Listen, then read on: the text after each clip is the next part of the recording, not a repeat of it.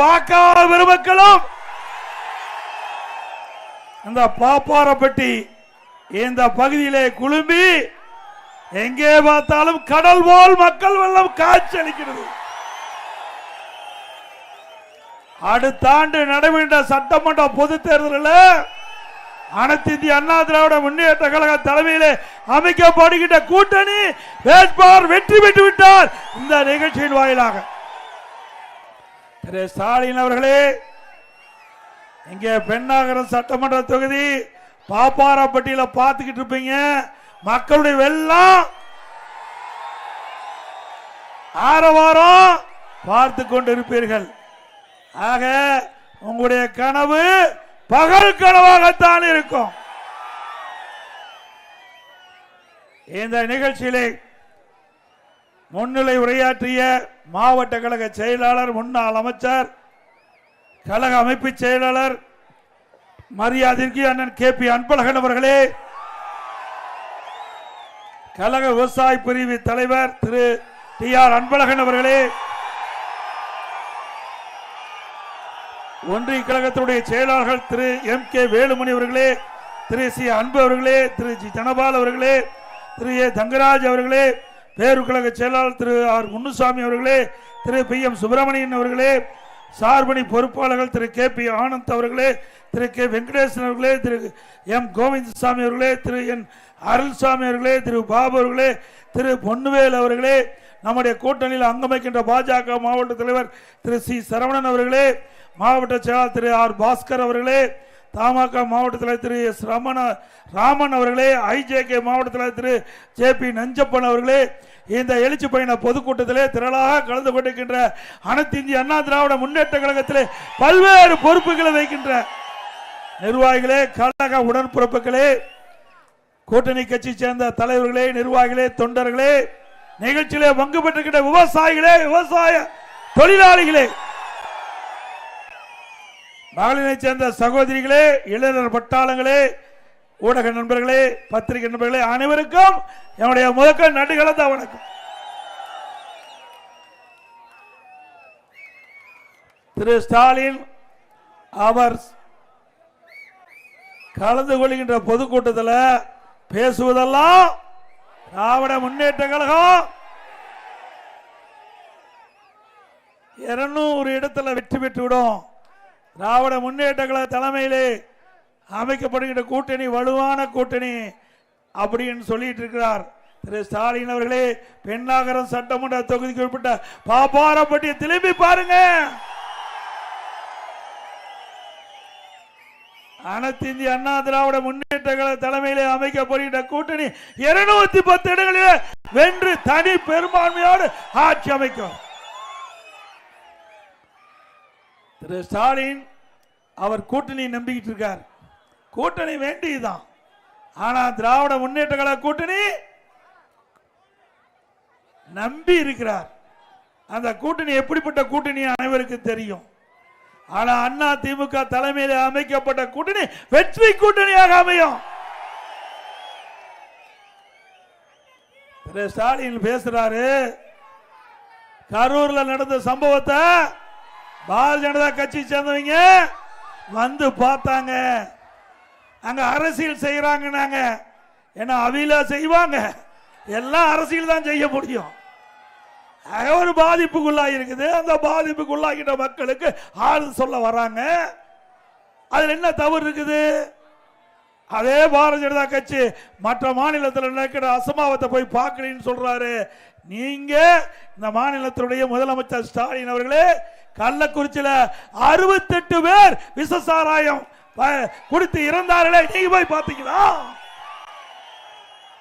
உங்களுடைய திமுக ஆட்சி, முதலமைச்சர் ஸ்டாலின், தமிழ்நாட்டு மக்கள் அவர்கள் விஷசாராயம் குடித்து இறந்திருக்கிறாங்க. அவர்கிட்ட போய் ஆறுதல் சொல்ல வக்கில்லாத முதலமைச்சர் இன்றைய முதலமைச்சர் ஸ்டாலின். ஆக தமிழ்நாட்டு மக்களை ஒருபோதும் இந்த அரசாங்கம் பாதுகாத்தது கிடையாது.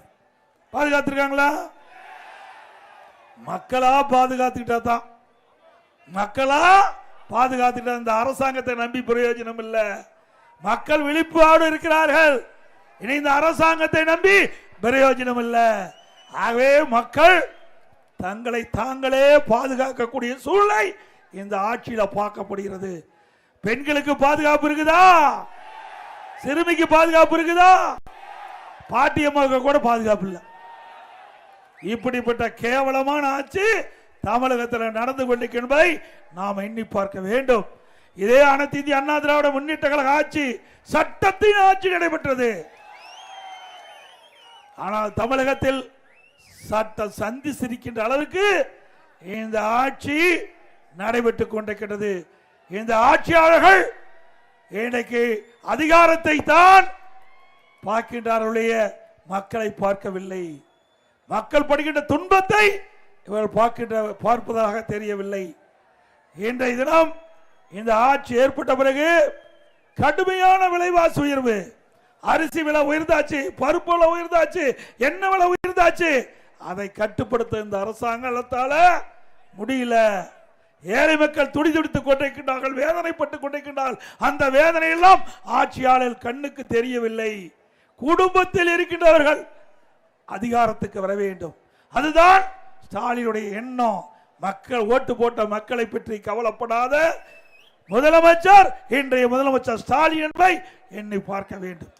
அது மட்டுமல்ல, திரு ஸ்டாலின் 5 முறை வெளிநாடு பயணம் மேற்கொண்டிருக்கார். 5 முறை. ஒரு முறை வெளிநாடு பயணம் போய் தொழில் முதலீட்டு ஈர்ப்பதா போனாரு.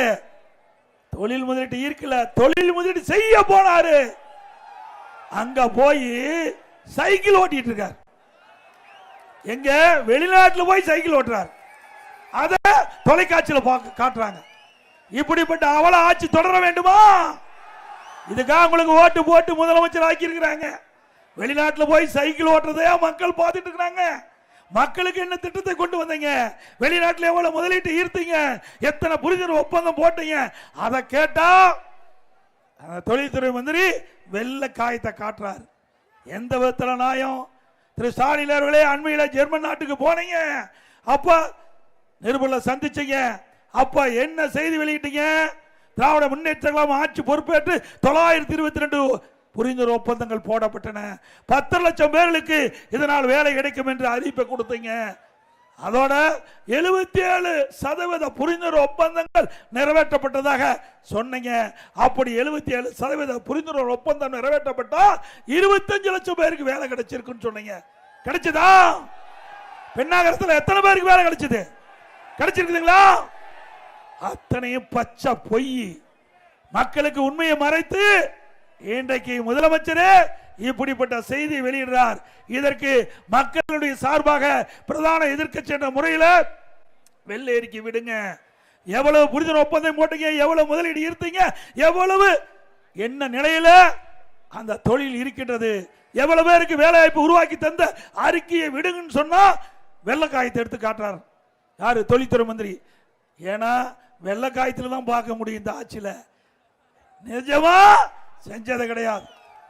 அனைத்து இந்திய அண்ணா திராவிட முன்னேற்ற கழக ஆட்சி இருக்கின்ற பொழுது, இதயம் புரட்சி தலைவி அம்மா அவர்கள் தமிழகத்துடைய முதலமைச்சர் இருக்கின்ற பொழுது 2015ஆம் ஆண்டு தொழில் முதலீட்டார் மாநாட்டை சென்னையில் நடத்தினாங்க. 2,62,000 கோடி தொழில் முதலீட்டு ஈர்க்கப்பட்டது. சுமார் 98 புரிந்துணர்வு ஒப்பந்தம் போடப்பட்டு பல தொழில்கள் துவங்கப்பட்டு பல்லாயிரக்கணக்கான பேருக்கு வேலை கிடைச்சது. இது அதிமுக ஆட்சியில் நடைபெற்ற சம்பவம். அம்மாவுடைய அரசு 2019 ஜனவரி மாதம் சென்னையிலே தொழில் முதலீட்டு மாநாட்டை நடத்தணும். 3,05,000 கோடி தொழில் முதலீட்டு ஈர்த்தோம். 304 தொழிற்சாலை வருவதற்கு புரிந்துணர்வு ஒப்பந்தம் போட்டோம். அதுல பல தொழில்கள் இன்றைக்கு நடைமுறைக்கு வந்துட்டது. பல லட்சம் பேருக்கு வேலை கிடைக்க செய்த அரசாங்கம் அதிமுக அரசாங்கம். உங்களுடைய ஆட்சியில பார்க்க முடியுதா? வெள்ளை அறிக்கை கேட்டா வெள்ளை பேப்பரை காட்டுறீங்க. உங்களுக்கு வெள்ளை பேப்பர் தான் 2026 மக்கள் காட்ட போறாங்க. ஒரு இடம் கூட வராது. அது மட்டுமல்ல, இன்றைக்கு மின் கட்டணம் 67% உயர்வு. இன்றைக்கு பேரூராட்சி பகுதி 100% வீட்டு வரி உயர்வு, 150% கடை வரி உயர்வு உயர்ந்திருக்குல்ல. குடிநீர் வரி உயர்வு போதாதுக்கு குப்பைக்கு வரி போட்டாங்க இந்த ஆட்சியில்.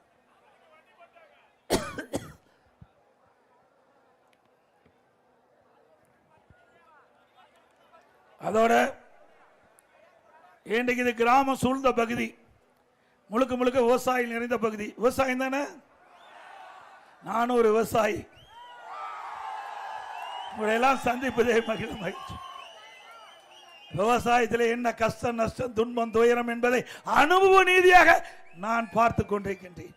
விவசாயத்தையும் விவசாயிகளையும் விவசாய தொழிலாளியும் காப்பதுதான் எங்களுடைய அரசாங்கத்தினுடைய பிரதான கடமை. இந்த விவசாயிகள் பாதிக்க கூடாது என்பதற்காக விவசாயிகள் தொடக்க வேளாண் கூட்டுறவு பயிர்களை வாங்கிய கடன், விவசாயிகள் தொடக்க வேளாண் கூட்டுறவு கடன் சங்கத்திலே வாங்கிய பயிர்கடன் 2 முறை தள்ளுபடி செஞ்சார். 2 முறை தள்ளுபடி செஞ்சார்.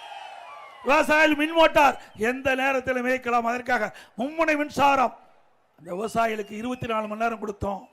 அது மட்டும் குடிமராமத்து திட்டம், ஏரி குளம் குட்டை அனைத்து குடிமராமத்து திட்டத்தின் மூலம் அதை ஆழப்படுத்தணும். விவசாயிகளுக்கு இலவசமா அந்த வண்டன்மல் கொடுத்தோம். இது அதிமுக ஆட்சியுடைய சாதனை. வறட்சி விவசாயிகள் பாதிக்கப்பட்டா நிவாரணம், அதே போல இயற்கை சீற்றம், புயல், வெள்ளம் வந்தா அதற்கு நிவாரணம் விவசாயிகளுக்கு. அதே போல விவசாய தொழிலாளி பசு வீடுகளை கட்டி கொடுத்தோம்.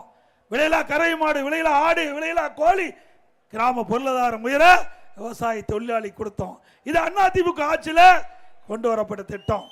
அதோட கிராம சூழ்ந்த பகுதி, இந்த கிராமத்தில் ஏழை மக்கள் நிறைந்த பகுதியில் 2000 அம்மா மினி கிளினிக் திறக்கப்படும் என்று அறிவிக்கப்பட்டு இந்த பெண்ணாகரம் சட்டமன்ற தொகுதி தருமபுரி மாவட்டத்தில் பல இடத்தட்டில் ஏழை மக்கள் வசிக்கின்ற அந்த பகுதியில் அம்மா மினி கிளினிக் கொண்டு வந்து அதை திறந்தோம். அதனால ஏழை மக்கள் அந்த பகுதியில் ஏதாவது நோயாப்பட்டா அந்த மருத்துவமனைக்கு போய் சிகிச்சை பெறுகின்ற சூழ்நிலை உருவாக்கி தந்தோம். அதை ரத்து பண்ணிட்டாங்க திமுக ஆட்சியில். மீண்டும் அதிமுக ஆட்சி வந்த பிறகு 2000 அம்மா மினி கிளினிக்ல 4000 அம்மா மினி கிளினிக் திறக்கப்படும். இன்னைக்கு இந்த கிராமத்தில் இருக்கிற மக்கள், இந்த ஏழை எளிய மக்கள் அதிக அரசு பள்ளியில் தான் படிக்கிறோம். அப்படி அரசு பள்ளியில் படிக்கின்ற மாணவர்கள் மருத்துவராக வேண்டும், அவருடைய கனவு நனவாக என்பதற்காக அம்மாவுடைய அரசு 7.5% உள்ளிட ஒதுக்கீடை கொண்டு வந்து நிறைவேற்றி இன்னைக்கு தினம் அரசு பள்ளியில் படிக்கின்ற 3,81,000 மாணவர்கள் 2,818 பேர் இந்த 7.5 உள்ளிட ஒதுக்கீட்டில் தேர்வு செஞ்சு இன்றைக்கு மருத்துவக் கல்வி கிடைச்சிருக்குது. இந்த மருத்துவக் கல்வி கிடைக்கப்பட்ட மாணவர்கள் ஏழை குடும்பத்தை சேர்ந்தவர்கள். மருத்துவ கல்வி கட்டணம் செலுத்த முடியவில்லை. என்னுடைய கவனத்துக்கு வந்தவுடன் ₹1 நீங்க செலுத்த வேண்டாங்க, அரசாங்கமே இந்த மாணவருக்கு கல்வி கட்டணத்தை செலுத்தி உங்களை படிக்க வைக்கும் என்று சொல்லி 2,818 மாணவர்கள் இன்றைக்கு அரசு பள்ளியை படித்தவர்கள் மருத்துவ கல்வி கிடைக்க செய்த அரசாங்கம் அதிமுக அரசாங்கம். இப்படி ஒரு திட்டத்தையாவது ஏழை மக்களுக்கு கொண்டாந்துருக்கீங்களா? கொண்டாந்தாங்களா? சிந்திச்சு பாருங்க. பொன்மனச்செம்மல் புரட்சி தலைவர் எம்ஜிஆர் இந்த கட்சியை தொடங்கப்பட்டதுடைய நோக்கம் ஏழை எளிய அடித்தட்டில் வாழுகிற மக்களுக்கு அனைத்து அடிப்படை வசதிகளும் செய்து கொடுக்க வேண்டும். அந்த அடிப்படையில் தான் கட்சி துவக்கினாங்க. அவர் மறைந்த பிறகு அம்மா அவருடைய கனவை நனவாக்கினாங்க. இருவரும் தலைவருடைய கனவை இப்பொழுது அதிமுக அரசு இருக்கின்ற பொழுது நனவாக்கி காட்டியது. பல்வேறு திட்டங்களை கொண்டு வந்து நாட்டு மக்களுக்கு அர்ப்பணித்தோம். அதனால இந்தியாவிலேயே தமிழகம் உயர்ந்த இடத்துக்கு வந்தது. இன்றைக்கு இந்தியாவிலே முதலிடம் சொல்றாரு. அது அதிமுக ஆட்சியில கொண்டு வர திட்டத்தின் மூலமாக தமிழ்நாடு உயர்ந்த நிலைக்கு வந்தது. இன்றைக்கு தமிழகத்திலே கல்வியிலே ஒரு சிறந்த மாநிலம், இந்தியாவிலேயே கல்வியில சிறந்த மாநிலம் தமிழ்நாடு. அம்மா இருக்கின்ற பொழுதும் சரி, அம்மா மறைவுக்கு பிறகும் சரி, நம்முடைய தமிழ்நாட்டில் ஏழை எளிய குடும்பத்தில் பிறந்த மாணவ மாணவி பட்டப்படி படிக்க என்பதற்காக 68 கலை மற்றும் அறிவியல் கல்லூரியை கொடுத்தோம், 21 பாலிடெக்னிக் கல்லூரி கொடுத்தோம், 17 அரசு மருத்துவக் கல்லூரி மருத்துவமனை, ஒரே ஆண்டில் 11 அரசு மருத்துவக் கல்லூரி மருத்துவமனை திறந்தோம், 5 பொறியியல் கல்லூரி, 5 வேளாண்மை கல்லூரி, 5 கால்நடை மருத்துவக் கல்லூரி, ஆராய்ச்சி நிலையம், இதையெல்லாம் கொண்டு வந்த சாதனை படைத்த அரசாங்கம் அதிமுக அரசாங்கம். இப்படி உயர்கல்வியிலே புரட்சி மறுமலர்ச்சி, கல்வியிலே புரட்சி மறுமலர்ச்சி செய்ததன் விளைவு 2011 அம்மா பொறுப்பேற்கின்ற பொழுது உயர்கல்வி படிப்புடைய எண்ணிக்கை 134 பேர். அதே வேளையில் அனைத்து இந்திய அண்ணா திராவிட முன்னேற்ற கழக அரசு 10 ஆண்டுல எடுத்த நடவடிக்கையின் காரணமாக 2019-20 உயர்கல்வி படிக்கக்கூடிய எண்ணிக்கை 54 பேர், 154 பேர் பட்டப்படிப்பு படிக்கக்கூடிய சூழ்நிலை உருவாக்கி தந்தோம். இந்தியாவிலேயே பட்டப்படிப்பு படிப்பதிலே முதல் மாநிலம் தமிழ்நாடு. இந்த வரலாற்று சாதனை படைத்தோம். அது மட்டுமல்ல, ஒரு அரசாங்கம் எப்படி செயல்படும் என்பதற்காக அதிமுக அரசு செயல்பட்டது. இன்றைக்கு தேசிய அளவில் பல்வேறு விருதுகளை பெற்ற அரசாங்கம் அதிமுக அரசாங்கம். இன்றைக்கு உணவு தானிய உற்பத்தி தொடர்ந்து 5 ஆண்டு காலம் சாதனை படைத்து உயர்ந்த தேசிய விருது, உயர்ந்த விருதான கிறிஸ்துவமான விருதை பெற்ற அரசாங்கம் அதிமுக அரசு. மின்சார துறையில தேசிய விருது, போக்குவரத்து துறையில தேசிய விருது, சமூக நலத்துறையில தேசிய விருது, உயர்கல்வி துறையிலே தேசிய விருது, இப்படி பல துறைகளிலே தேசிய விருதுகளை பெற்ற அரசு அதிமுக அரசாங்கம். திமுக அப்படியா செயல்பட்டு இருக்குது? குடும்பத்துக்காக ஆட்சி செஞ்சிட்டு இருக்கிறாங்க, நாட்டுக்காக ஆட்சி செஞ்சாங்க. அதிமுக நாட்டு மக்களுக்காக ஆட்சி செய்தது. அதனால தேசிய அளவில் விருதுகளை பெற்றோம். ஒரு அரசாங்கம் திறம்பட செயல்பட்டால் தான் தேசிய விருதுகளை பெற முடியும். அப்படி தேசிய விருதுகளை பெற்ற அரசு அதிமுக அரசு. சுகாதாரத்துறையிலே மிகப்பெரிய சாதனை. இன்றைக்கு 5 ஆண்டு காலம் உறுப்பு மாற்று அறுவை சிகிச்சை முதலிடம் தமிழ்நாடு தேசிய விருது. அது மட்டுமல்ல, இன்றைக்கு 2 கையும் இல்லாத ஒரு திண்டுக்கல் தொழிலாளி நாராயணசாமி என்ற ஒரு தொழிலாளி என்னை பார்த்து ஒரு மனு கொடுத்தார். 2 கையும் இல்லை, எனக்கு 2 கையும் பொருத்தி கொடுக்கணும்னார். எப்படிப்பா போய் 2 கையும் பொருத்த முடியும்? மனு கொடுத்துட்ட. இல்ல இல்ல, மருத்துவர் சொன்னாங்க முதலமைச்சர் முயற்சி பண்ணா 2 கையும் எனக்கு கிடைக்கினாங்க. உடனே மக்கள் நல்வாழ்வுத்துறை அமைச்சரை அழைத்து இந்த மனுவை கொடுத்து அவரை பரிசோதனை செய்து ஒரு குழு, மருத்துவ குழு அமைக்கப்பட்டு அவரை பரிசோதனை செஞ்சு இறந்தவர் உடலில் இருந்து 2 கையை வெட்டி அவருக்கு பொருத்தி சாதனை படைச்சோம். இந்திய வரலாற்றில் ஒரு அரசு பொது மருத்துவமனையில் 2 கையும் இல்லாத ஒருவருக்கு 2 கையும் பொருத்தி சுகாதாரத்துறை ஒரு சிறந்த துறை என்று நாட்டிற்கே எடுத்துக்காட்டாக விளங்கிய அரசாங்கம் அதிமுக அரசு. என்னை திண்டுக்கலுக்கு போகும்போது என்னை சந்தித்து கை குலுக்கினார். நான் அப்படின்னா எப்ப வெயிட்லாம் தூக்க முடியுமான ஒரு 5 கிலோ வெயிட்டை தூக்கி காட்டினார். ஒரு ஆப்பிள்லாம் போட்டு வச்சிருந்தேன், ஒரு 5-6 கிலோ இருக்கும், அதை தூக்கினார். அப்படியே அழகா தூக்கி கொடுத்தார். பந்து விளையாடுறாரு. 2 கை வந்தவருக்கு திருமணமாகி 2 குழந்தை இருக்குது. இதுதான அதிமுக. அதிமுக எப்படி செயல்பட என்பதற்கு இதுக்கு உதாரணம். கொரோனா காலம் ஒரு கடுமையான சோதனையான நேரம். அந்த சோதனையான நேரம் ஒருவருக்கு பார்க்க முடியல, ஒரு இருந்தார் கூட துக்கத்துக்கு போக முடியல, அவ்வளவு பயம். அந்த காலகட்டத்தில் கூட அதிமுக அரசு விழிப்போடு இருந்தது. நான் 32 மாவட்டத்துக்கும் சுழன்று போனேன். என்னோடு யாரையும் அழைச்சிட்டு போல, ஏன்னா யாருக்காவது கொரோனா வந்துட்டா பாதிக்கப்பட்டுறார் என்று சொல்லி முதலமைச்சர் அந்தஸ்துல நானே எல்லா மாவட்டத்துக்கு சென்று அங்கங்க மாவட்ட ஆட்சித்தலைவரோடு சுகாதாரத்துறை அதிகாரியோடு சம்பந்தப்பட்ட அதிகாரியோடு தொடர்பு கொண்டு ஒவ்வொரு மாவட்டத்திலும் கொரோனா வைரஸ் பரவலை எப்படி தடுக்கிறது என்று கேட்டறிந்து நாங்கள் செயல்படுத்தினோம். இன்னும் சொல்ல போனா ஒரு 8 இடத்துக்கு போய் 9வது இடம் திருச்சிக்கு போகும்போது விவசாயியுடைய குறைகளை கேட்டுட்டு இருக்கும்போது ஒரு தமாக மாவட்ட தலைவர் சிறப்பு ஒரு 55-57 வயசு தான் இருக்கும், அற்புதமான உடற்கட்டோட அவர் பேசினார். அவருடைய கோரிக்கையெல்லாம் ஒரு வாரம் கழிச்சு நிறைவேற்றலான்னு மனு எடுத்து படிக்கும் போது அவரோட தொடர்பு கொள்ளணும். அவர் கொரோனால இறந்துட்டார், கொரோனா தாக்கி இறந்துட்டாருன்னா அப்பதான் எனக்கே பயம் வந்தது. ஆக கொரோனா எவ்வளவு வீரியமுள்ள வைரஸ், அப்படி திடகாத்தமுள்ள ஒரு உடல் வாக்குள்ள ஒருவருக்கு அந்த கொரோனா வைரஸ் தாக்கப்பட்டு இறந்திருக்காரு என்று சொன்னால் இந்த வைரஸினுடைய வீரியம் எப்படி என்பதை உணர்ந்த அப்புறம் தான் நான் கைக்கெல்லாம் கிளவுஸ் போட்டுட்டு போனேன். அது வரைக்கும் அதிகாரிகள் சொன்னதெல்லாம் நம்பல. அப்படி இக்கட்டான சூழ்நிலை கூட மக்களை காத்து விலை மதிக்க முடியாத தமிழ்நாட்டு மக்களுடைய உயிரை காப்பாற்றிய அரசாங்கம் அதிமுக அரசாங்கம். தெரியுமில்ல, ஒரு வருஷம் எங்கேயாவது போக முடிஞ்சுதா? ஏன்னா வீட்டிலேயே இருக்க வச்சோம். கடினமான சூழ்நிலை, குழந்தைகள்லாம் வீட்டில் இருக்கவே முடியல.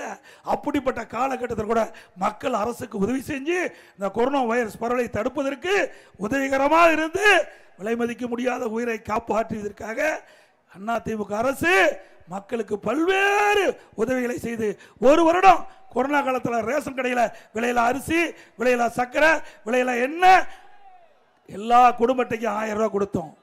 அதே காலகட்டத்தில் தை பொங்கல் வந்தது, எல்லா குடும்பத்துக்கு 2500 ரூபாய் கொடுத்தோம். கொடுத்தோம்ல. அதே போல எனக்கு விவசாய தொழிலாளிகள், பட்டியலின மக்கள் அதிகமாக இருக்கின்ற கிராம பகுதியில் அவர்களுக்கு அந்த குடிசையில் வாழ்ந்தா அவர்களுக்கு காங்கிரீட் வீடு கட்டி கொடுக்கப்படும். அதே போல வீட்டு மனையே இல்லை. ஏழை தொழிலாளிக்கு வீட்டு மனை இல்லை, பட்டியல மக்களுக்கு வீட்டு மனை இல்லை. அப்படிப்பட்ட மக்களுக்கு அதிமுக ஆட்சி அமைந்தவுடன் அரசாங்கமே நிலத்தை வாங்கி அற்புதமான காங்கிரீட் வீடு ஏழைகளுக்கும் பட்டியல மக்களுக்கும் கிடைக்கும். வீடுனா பல லட்சம் மதிப்புள்ள வீடு கட்டி கொடுக்கப்படும். இருக்கிற வீடு மாதிரிலாம் இல்ல, அருமையான வீடா கட்டி கொடுப்போம். அதிமுக தேர்தல் அறிக்கையுடைய பிரதான தேர்தல் அறிக்கையே இதுதான் என்பதை நேரத்தில் சுட்டிக்காட்டி, அதே போல ஸ்டாலின் பொய்யா சொன்னார். தருமபுரி மாவட்டத்துக்கு விவசாயிகள் பயிர்க்கடன் வாங்குறாந்தா ஆன்லைன்ல பதிவு செஞ்சா போதுன்னு இங்க தொடக்கி வச்சுட்டு போயிட்டாரு. ஆனா தமிழகத்தில் 4500 தொடக்க வேளாண்மை கூட்டுறவு சுமார் இருக்குது. எங்கேயுமே ஆன்லைன் வசதி இல்லை. இப்படி மக்களை ஏமாற்றிக்கிட்ட அரசு திராவிட முன்னேற்ற கழக அரசு என்பதை இந்த நேரத்தில் சுட்டிக்காட்டி, அதே போல தமிழகத்தில் கல்குவாரி இருக்குது, தருமபுரி மாவட்டத்தில் இருக்குது, தமிழ்நாடு முழுவதும் இருக்குது. வேண்டுமென்றே திட்டமிட்டு விடியா திமுக அரசு ஒரு டன்னுக்கு 100 ரூபாய் லஞ்சம் கேட்பதாக நான் தகவல் கிடைச்சிருக்குது. ஏற்கனவே நான் குறிப்பிட்டேன், வேண்டுமென்றே திட்டமிட்டு அதிகாரிகள் அரசுக்கு துணை போய் அப்படி ஒரு டன்னுக்கு கல் குவாரியிலே வெட்டி அடிக்கப்பட்ட கல்லுக்கு 100 ரூபாய் கொடுக்க வேணும். அப்படி இல்லைன்னா அந்த குவாரியில் அபராதம் இருப்பதாக சொல்றாங்க. அதிமுக ஆட்சி வந்தவருக்கு இதையெல்லாம் விசாரிக்கப்பட்டு உரிய நடவடிக்கை மேற்கொள்ளப்படும்.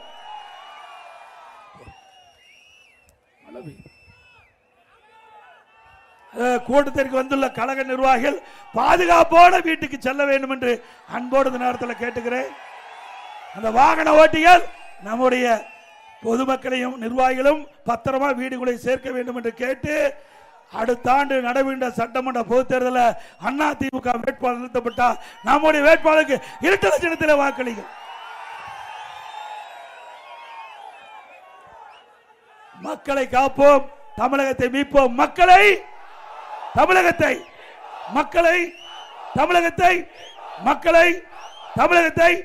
By by Stalin. நன்றி, வணக்கம்.